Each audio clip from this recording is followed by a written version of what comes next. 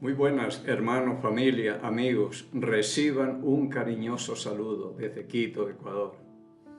Y dando gracias como siempre al Dios y Padre de nuestro Señor Jesucristo que nos permitió llegar a este miércoles nuevamente.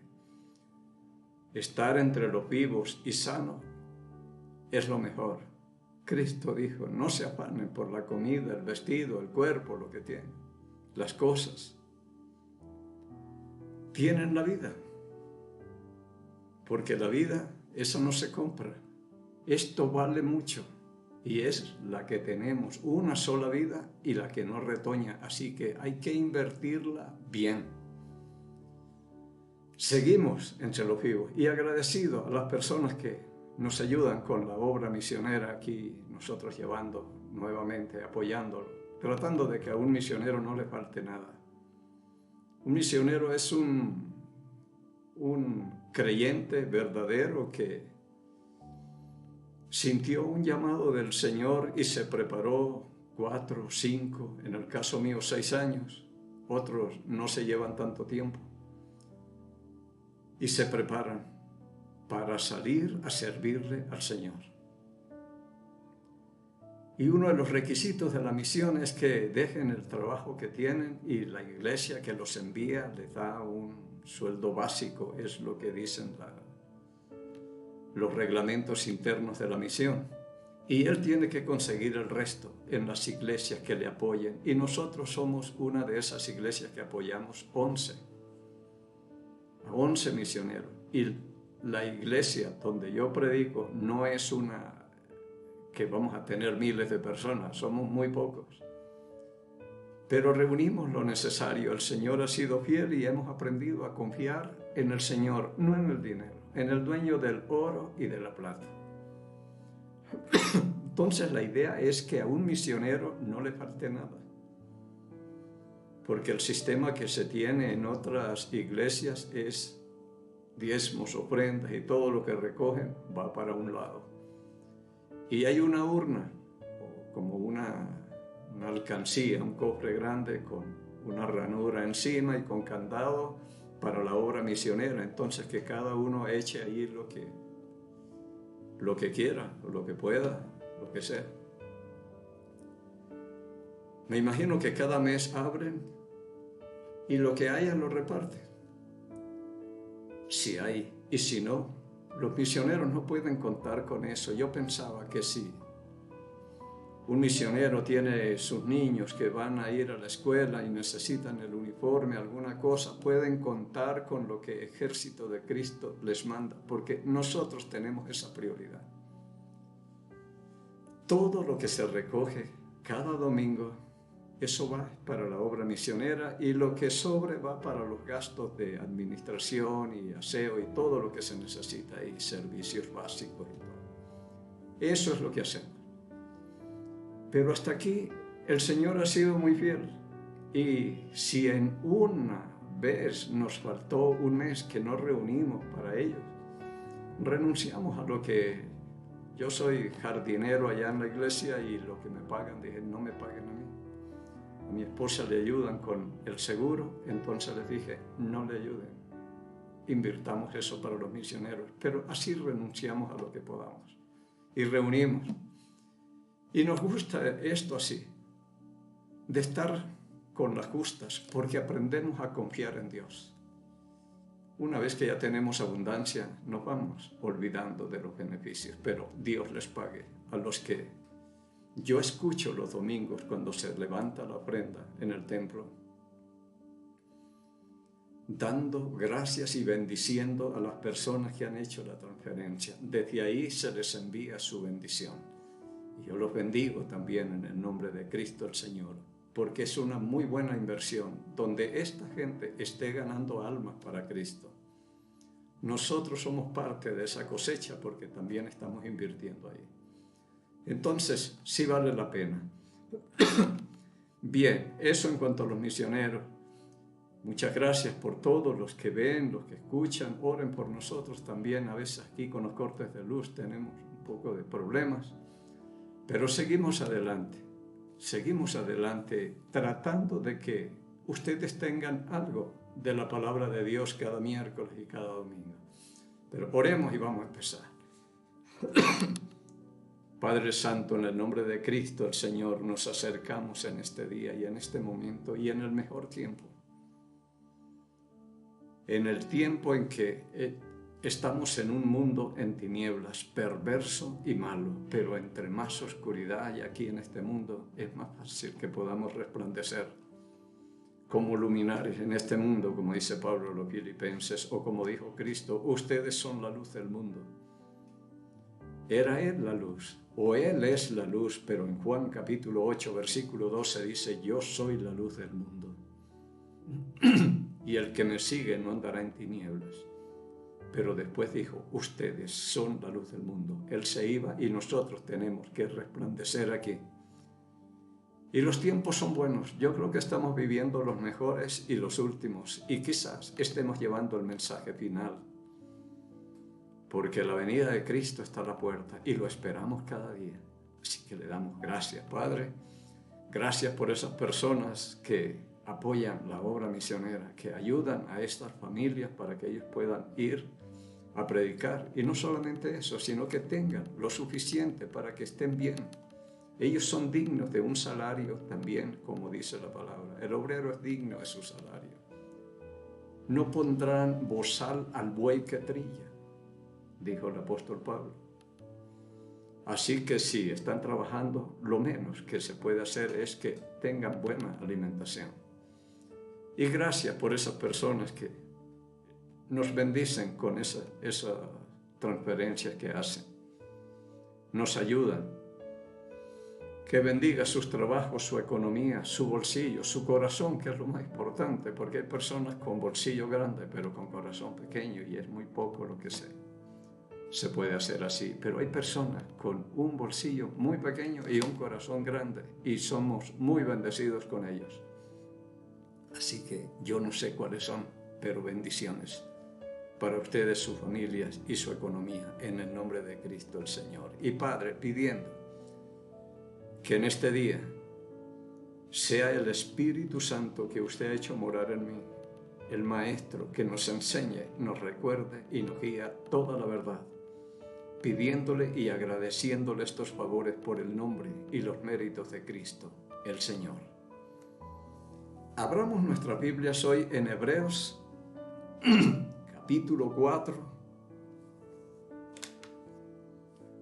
y vamos a hablar un poco más, seguir hablando esto de la encarnación de Cristo, que el Verbo se hizo carne y habitó entre nosotros.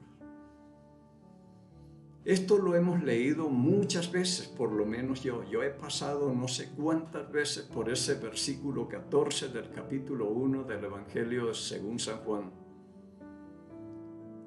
El Verbo, en otras palabras, en otras versiones dice, la palabra se hizo un hombre y habitó entre nosotros. Y vimos su gloria, gloria como del unigénito del Padre, lleno de gracia y de verdad. Lo hemos leído mucho, pero no nos hemos puesto tal vez a pensar a profundidad lo que esto significa. Que la palabra, lo que ustedes están escuchando aquí, lo que yo estoy hablando, esa era la palabra. En el principio era el Verbo y el Verbo era con Dios y el Verbo era Dios. La palabra era Dios. Y todo lo que existe por Él fue hecho y sin Él nada de lo que ha sido hecho fue hecho, porque con la palabra Él se hablaba y las cosas sucedían y aparecían. Hágase la luz. Pero si no se hablaba, era la palabra, y la palabra se hizo carne. Y tenemos la palabra carne, hecha carne, y la verdad escrita. La verdad viviente y la verdad escrita. Y por eso no se contradicen, porque son lo mismo. Esto es tremendo, es extraordinario, y yo sí trato de que entendamos lo que Dios ha hecho por nosotros, porque por eso somos tan desagradecidos, porque no entendemos nada y ni leemos, no nos preocupamos de estudiar. Y yo pienso que cada persona que debe tener primero la Escritura, las palabras de Dios, En lo posible, váyase a un seminario y estudie. Eso hice yo, pero no para ser un predicador ni nada, sino para beneficio mío y entender y asegurarme. Pero no me pude quedar callado, yo tengo que compartir. Y si conozco la verdad, no la puedo detener. La palabra aquí dice que la palabra de Dios corra y sea glorificada. Y eso es lo que estamos tratando de hacer con estos videos. Que no se queden solamente aquí en un templo o aquí en Quito, sino que salgan y hagan lo que Dios quiere que haga esa palabra. Entonces tenemos Dios hecho carne, que no es cualquier cosa, es la humillación más grande, como hablábamos hace 8 días. Ahora, la encarnación de Cristo, la vida que Él tuvo, ya hablamos, puede ser del nacimiento, nació de una virgen y un bebé común y corriente, todo normal como cualquier ser humano, y vino a ser nuestro pariente redentor aquí. Y el que pagó por nuestros pecados y no nos ha cobrado de acuerdo a nuestros pecados, porque se acuerda que somos polvo, dice el Salmo 103. Esto es tremendo. Yo me levanto y digo las palabras del salmista en el Salmo 103, versículos 1 y 2. Bendice, alma mía, a Jehová, y bendiga todo mi ser su santo nombre. El versículo 2 dice, bendice, alma mía, a Jehová, y no olvides ninguno de sus beneficios. Él es el que perdona todos nuestros pecados, el que sana las heridas, el que quita las dolencias, el que sacia de bienes nuestra boca, de modo que rejuvenezcamos, el que saca del hoyo mi vida, que la ha sacado muchas veces. Entonces, todas estas cosas son tremendas y que uno debe estar consciente de que hay un Dios que lo ve, que está con nosotros, y esto es una bendición tremenda, que Dios se haya hecho un hombre porque me puede entender a mí. Yo tuve un pequeño accidente por acá, me cogieron puntos y eso. Pero estando en eso pensaba en Cristo, el sufrimiento de Él tan terrible. Y ahí no le durmieron la carne para coserle ni nada, sino que fue a golpes y ya saben cómo le sacaron la sangre a Él. Entonces es muy bueno que Él se haya encarnado, se haya hecho como yo, porque Él me entiende, porque Él ya pasó por donde nosotros estamos pasando. Y tiene mucha compasión de nosotros. Es el único que entiende aún cuando uno muere, porque ya pasó hasta por la muerte. Pero la encarnación de Cristo nos habla de una santidad tremenda.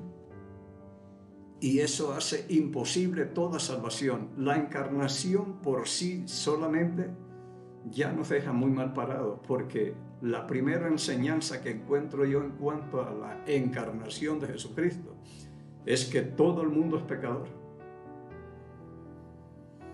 Si hubiera uno solo, como Cristo no había venido, había buscado un Noé para que se encargara de la obra de redención, pero Salomón decía, no hay un hombre que haga el bien y que nunca peque. Eso no existe. Entonces, la vida de Jesucristo ya encarnado, cómo vivió, nos muestra que la salvación es imposible. Una, que somos pecadores, y la otra, imposible, porque no tenemos la santidad que Dios sigue demandando. Sean santos como yo soy santo en toda vuestra manera de vivir. Y leemos acá en Hebreos, vamos a comenzar aquí en Hebreos, capítulo 4. Desde el versículo 14 dice, por tanto, teniendo un gran sumo sacerdote que traspasó los cielos, Jesús, el Hijo de Dios, retengamos nuestra profesión, porque no tenemos un sumo sacerdote que no pueda compadecerse de nuestras debilidades, sino uno que fue tentado en todo según nuestra semejanza, pero sin pecado. Pasó invicto, santo completamente. Nunca participó del pecado ni lo practicó. Entonces la vida de Jesucristo encarnado nos muestra que la salvación es imposible si no es por Él. Ahora, dice que fue tentado en todo según nuestra semejanza, en todas las tentaciones posibles que Satanás pueda ponernos a nosotros. Pero nosotros no las pasamos, Él sí las pasó, sin pecado. En Lucas, en esa tentación que tuvo Cristo, en el capítulo 14, esta es la tentación cuando Satanás se presentó y lo tentó y todo. Pero dice el versículo 13 del capítulo 4 de Lucas: y cuando el diablo hubo acabado toda tentación, le mostraría todo a Jesús. Y cuando el diablo hubo acabado toda tentación, se apartó de él por un tiempo. No es que yo me voy. En algún momento tenía que cogerlo débil otra vez. Aquí lo cogió cuando tenía hambre, no cuando comenzaron los 40 días, sino en el último, cuando ya estaba débil y con hambre, ahí le cayó.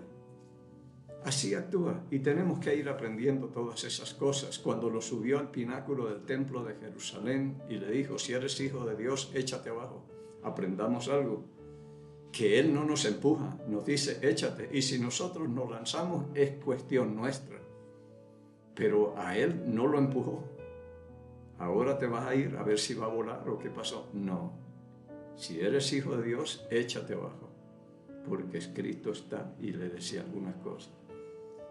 Pero no tenemos un sumo sacerdote que no pueda compadecerse de nuestras debilidades, dice. Él se compadece, Él tiene gran misericordia de nosotros y sigue dándonos lo que necesitamos, más que lo que merecemos. Sino que tenemos uno que fue tentado en todo según nuestra semejanza, pero sin pecado. Extraordinaria esta encarnación de Cristo. Ya pasó por todo eso y en la condición de hombre pudo pasarlo. Eso sí, lleno del Espíritu Santo, que era la diferencia aquí. Vamos a ver por acá, en el capítulo 5 de aquí de Hebreos también nos dice algo. En el capítulo 7 de Hebreos, versículo 25. Por lo cual, leamos el 24, mas por cuanto permanece para siempre, tiene un sacerdocio inmutable, por lo cual puede también salvar perpetuamente a los que por él se acercan a Dios, viviendo siempre para interceder por ellos. Extraordinario. Qué bendición la que tenemos nosotros. Un abogado de lujo, como dice en 1 Juan capítulo 2 versículo 1. Hijitos, estas cosas les escribo para que no pequen, pero si alguno hubiere pecado, abogado tenemos para con el Padre, a Jesucristo, el justo, el mediador, el que intercede por nosotros. Dice, viviendo siempre para interceder por nosotros, porque nosotros le damos mucho trabajo. No es que subió, ascendió y se sentó a la diestra del Padre a descansar, es hacer nuestro mediador, a interceder por nosotros, porque el Señor dirá, Dios Todopoderoso, el Eterno dirá, mire Miguel lo que está haciendo y todo. Él dirá, sí, pero ya yo pagué por eso. Es el que está defendiéndonos a nosotros, y hay de aquel que se vaya de este mundo, pase a la eternidad sin un abogado que lo defienda. Pero nosotros sí tenemos el mejor. El versículo 26 dice, porque tal sumo sacerdote nos convenía. Claro, ya fue tentado en todo según nuestra semejanza, pero sin pecado. Nos convenía, porque todos somos pecadores y necesitábamos un impecable, que nunca haya pecado, que reúna todas las características y requisitos que un Dios santo demanda. Por eso, porque tal sumo nos convenía, pero ¿cómo no, si es el único? Y se ofreció voluntariamente por amor a una humanidad perversa y maligna, ingratos y de todo somos. Sin embargo, el amor de Dios siempre permanece porque Dios es amor y no se puede negar. Porque tal sumo sacerdote nos convenía santo. Esto no lo tiene ninguno. Uno puede decir, ¿y qué pasó con Moisés, Elías, Daniel, David? Murieron pecadores. El único santo, inocente, porque aquí pagó el inocente por los culpables que somos nosotros, sin haber hecho nada, santo, completamente apartado del pecado, limpio completamente, el único que tiene una autoridad tremenda para llamarnos la atención o lo que sea. Yo pienso en el caso de Juan capítulo 8, cuando los fariseos encontraron una mujer sorprendida en el mismo acto de adulterio y se la trajeron a Jesús. Y traían las piedras porque según la ley deberían morir apedreados, pero no uno, sino los dos. Y si lo sorprendieron en el mismo acto del adulterio, los dos estaban ahí, pero el hombre lo dejaron ir y trajeron a la mujer. Y se la presentaron. Moisés dijo que en estos casos hay que apedrearla. ¿Qué dices tú?, le preguntaron a Cristo. Él dijo, el que esté libre de pecado, tire la primera piedra. Y todos, acusados por su conciencia, desde el más pequeño hasta el más viejo, fueron saliendo de ahí y dejaron las piedras. Y el único que estaba libre de pecado y podía tirar la piedra era Cristo, pero le dice a la mujer, ni yo te condeno. Extraordinario es nuestro Señor. Pero vete y no peques más.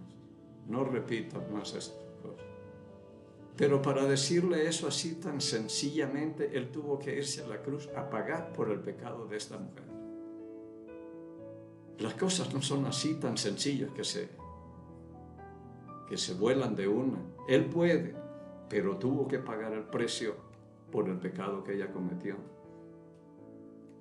Aquí dice santo, inocente.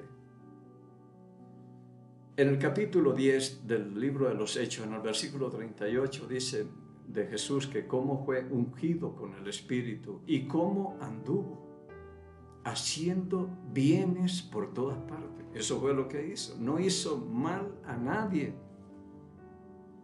Sanando enfermos, resucitando muertos, expulsando demonios, solucionando problemas, dándoles de comer a los que no tenían, multiplicando panes, peces y todo. Extraordinaria la vida de Él. Entonces pensemos en la vida de Jesús. Esto lo hace imposible y sin pecar. ¿Quién puede? Y hay mucha gente tratando de salvarse sin Jesucristo, haciendo disque buenas obras. No hay buenas obras. Todo está hecho y está dicho. Jesús dijo, consumado es, todo está terminado, todo está pagado. Ahora es cuestión de fe. Pero hay algunos tratando de, Él es el camino, según Juan, capítulo 14, versículo 6, dice, yo soy el camino.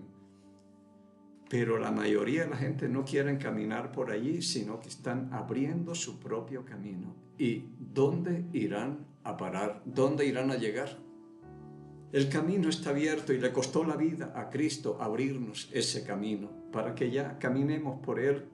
Y si Él es la verdad, para que le creamos.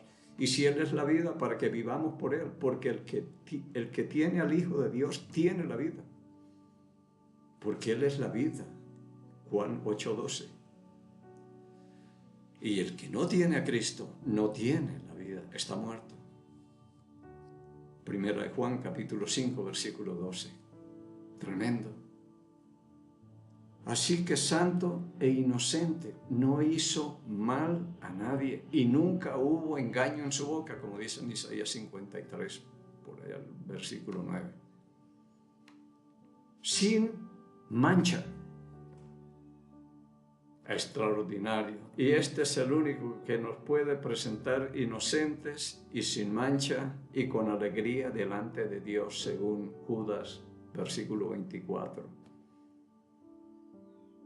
¿No es tremendo todo esto? Y todo esto hace imposible la salvación, porque alguien que se quiera salvar sin Jesucristo, yo les he dicho, yo le doy la receta. Nacer como Cristo, sin pecado. Vivir sin pecado. Morir sin pecado. Resucitar sin pecado y ascender sin pecado y sentarse a la diestra de Dios. Hágalo a ver. Es humanamente imposible. Así que nos convenía alguien santo, inocente, sin mancha y apartado de los pecadores. Y hecho más sublime que los cielos. Apartado de los pecadores. Sin embargo, Dios, para podernos justificar, lo hizo pecado. Dice en 2 Corintios capítulo 5, versículo 21. Al que no conoció pecado, por nosotros lo hizo pecado, para que nosotros fuésemos hechos justicia de Dios en él, para poder ser justificados. Y no solamente eso, que Cristo tuvo que morir y resucitar para poder justificar a un pecador delante de Dios por medio de la fe. En Romanos capítulo 4, versículo 25 dice la palabra, que Cristo murió por nuestras transgresiones y resucitó para nuestra justificación. Ve hasta dónde llegó Cristo para justificar y habiendo vivido una vida impecable, santa, inocente y sin mancha. Ahora, ¿cómo piensa la gente salvarse? Que haciendo buenas obras. En el capítulo 7 del Evangelio de Marcos, en el versículo 37, alguien dijo, lo ha hecho bien todo. Los ciegos ven, los sordos oyen y paralíticos corren. Todo lo ha hecho bien. Entonces mire esta vida. Y dice en 1 Juan capítulo 2, versículo 6,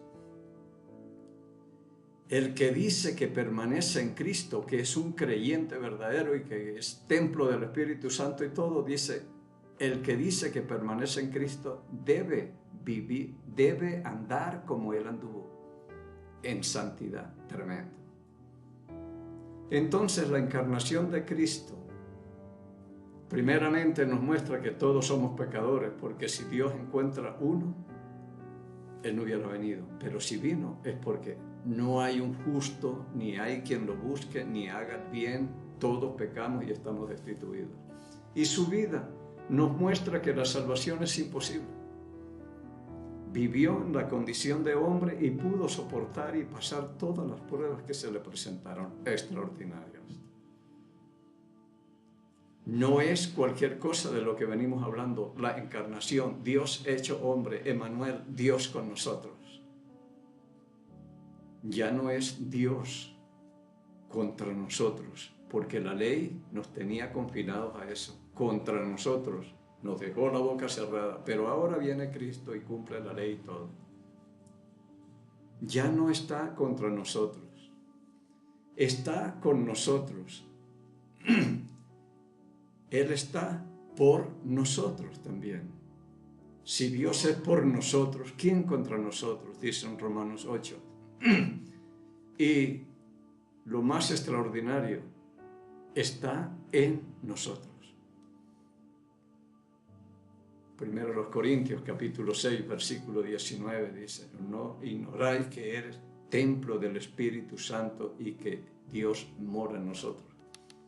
Ya no es contra nosotros, sino con nosotros y en nosotros y haciendo todo por nosotros. La gloria sea dada a Dios por todas estas maravillas que Dios ha hecho. Bendito sea el nombre de Cristo. Y si Dios permite que nos volvamos a encontrar en la próxima semana, mientras tanto encontremos gracia, misericordia y paz de Dios Padre y del Señor Jesucristo. Bendiciones. Gracias por salvarme. Gracias por tu compasión. Gracias Gracias por tu